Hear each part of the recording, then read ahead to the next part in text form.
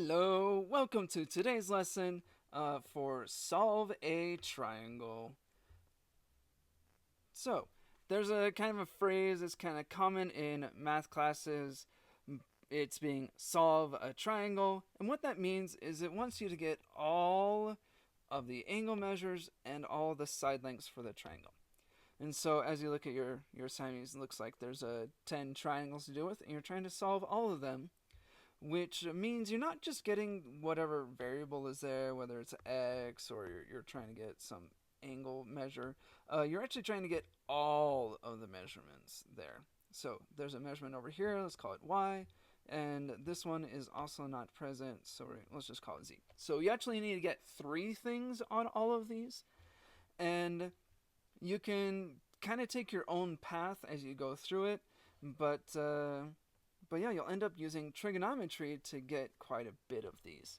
And so we're going to start with number 1 here. I see I have my angle and then the side across from it, which we call opposite. So this is my opposite side. And I have the hypotenuse here of x. This one over here would be adjacent, and I got this mysterious angle. And you can kind of start wherever you want. I'm going to start by getting this x and y values, and I'm going to use a trig function to do that. Let's say I want to get x first, just because it was blank. I have opposite, and I want to get hypotenuse, which means I'm going to use sine. So just like what we did in our last lesson, get a side length, you're going to get this side length. So sine of 49 degrees is equal to opposite, 13, over hypotenuse, x. And just like last time, if you made it to the end, if you have an equation set up like this, you can switch these around, and that's because you would first times by x, and then since this x is not by itself, you would have to divide by sine of 49. So these essentially can just switch places. So I'm going to do that. X is 13 over sine of 49 degrees. And this is something that you need to put in your online calculator, or if you have a physical one, you can put that in. And since it does have a trig function in it, it's going to be a decimal approximation. So I'm going to do 13 divided by sine of 49. So I'm going to type in 13 divided by sine of 49. Make sure your toggle here is on degrees. And I see I got 17.225. So I'm going to round that off. 17.225. What does it say? Round to the nearest tenth. So I'm going to round to my first one. 0.22 is going to round to be just 0.2. So there's my x value there, my hypotenuse length. Let's switch colors to get a different one. Let's do red. We'll say this y over here is going to be our red. Y. And let's say I want to get my y value. I can use opposite again, and this time the y value is adjacent. And so instead of using sine, I'm going to use tangent of 49. 49, why do I keep doing 40? 49 is opposite, 13 over adjacent, which is y. And just like over here, I have my variable in the denominator. And so I can switch sides here, and I'll get y is 13 over tangent of 49 degrees. And again, that's going to be an approximate value. So I'm going to come over to my graphing calculator. I got to do 13 divided by tangent of 49 this time. And I see on the right side here, I got 11.300. So that's just going to round to be 11.3. It's 11, right? Yeah, just double check. Yeah, so I got my y value. And let's do a different color for this final one. Let's do pink. Yeah, so I got this angle I need to get. This one is actually really easy because we know this measurement and we know this one. Remember, a right angle is 90 degrees, which means to get that missing angle, we can use that the angles of triangles add up to 180. So if I take 180 degrees, subtract off the 49, subtract off the 90, I can get my z value, my missing angle there, which is looking like, what is that, 41? Here, I'll check it, but I think it's 41. Clear. 180 minus 49 minus 90 Yeah, it's 41. All right. I didn't want to mess that up and steer you the wrong way. So this is what the assignment's about. You find all the missing parts of the triangle, all the angles, all the side lengths.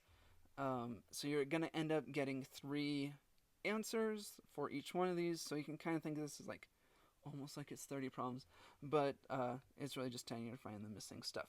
I do want to go over one more example with you, one that has a slightly different setup. Instead of starting with a side and an angle, you start with 2 sides.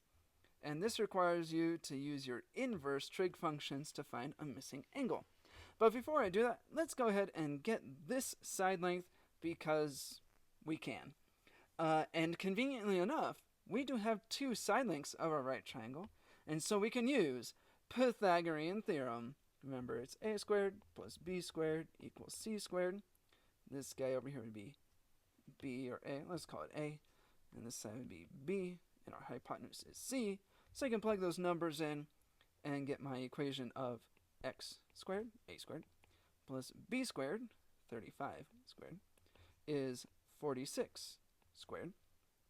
And I want to get x all by itself, so I'm going to subtract 35 squared from both sides. And I got x squared is something. So I'm going to jump over to my calculator and do 46 squared minus 35 squared. Clear. Oh, crud, what are the numbers again? 46 and 35. So 46 squared, that's in the left here, the a squared there. 46 squared. And that one minus 35 squared. Hopefully those are the right numbers. Yeah, 46 and 35. And I get 891. So I come here, 891. And I wonder if the square root of that comes out to be something nice.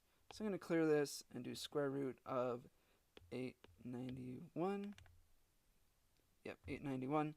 And that doesn't really come out to be a nice number, but I want the things rounded to the first decimal place. I see it's 29.84. So I'm going to come here and do x is about 29.8, whatever the units are, inches, miles, whatever. So I got my missing side length, and I didn't have to use a trig function this time. I can just use Pythagorean Theorem. And you can do that on any of these. If you have 2 side lengths, you can get the third one using Pythagorean Theorem. Let's jump to another color. Let's do orange, because I can. So I got my orange one. What's missing now are these 2 angles. And the way you're going to get those is by, well, first getting one of them, and then you can use the fact that the angles in triangles add to 180 to get your other one. And this draws on our inverse trig functions. So if I were to set up a function using this angle, I can do an inverse trig function and get the angle measurement. I see I have a adjacent and hypotenuse length here. So I'm going to set it up as cosine of my angle is adjacent, 35, over hypotenuse, which is 46. And now if I want to get my angle measurement, I need to do inverse cosine of 35 over 46. And I'm going to use that online calculator to get that. What was that? 35 over 46. So once again, to pull up inverse, you got to push the function button, the FUNC one.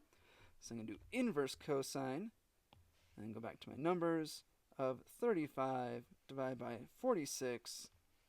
And I see on the right side is 40.459.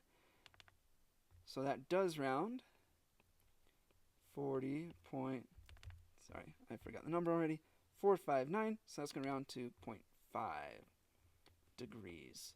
So that's my angle up here. And we need one last color.